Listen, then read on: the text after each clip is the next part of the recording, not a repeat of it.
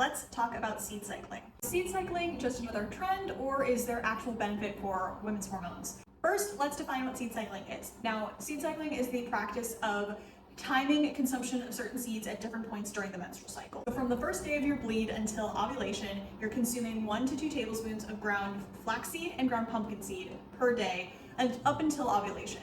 After ovulation, you replace those seeds with 1 to 2 tablespoons of ground sesame and sunflower seeds. It's important to mention that the seeds are all supposed to be raw, meaning they are not roasted, they're not salted, they're just completely in their natural unshelled state. Unfortunately, there is not really any concrete research about the effectiveness of seed cycling, meaning that when it has been looked at, it's had largely inconclusive results, or some of the results may have been placebo. That being said, I do think there is some benefit to having seeds as part of your diet, particularly because they are an excellent source of fiber and they're an excellent source of healthy fats. We do know that there is an increased demand for unsaturated anti-inflammatory fats for women's hormone balance specifically, and that having a good amount of fat in the diet can contribute to better progesterone and estrogen levels.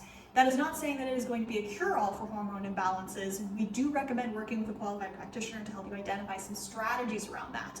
But it isn't a bad thing to include high fiber, nutrient-dense sources of foods in your diet, such as seeds. Additionally, they're really easy to add to a lot of different meals. I particularly really like to make a pumpkin seed pesto or a romesco sauce, and I love to mix flaxseed into my oatmeal in the morning. So it's really easy to integrate these things into your diet without necessarily following a seed cycling practice.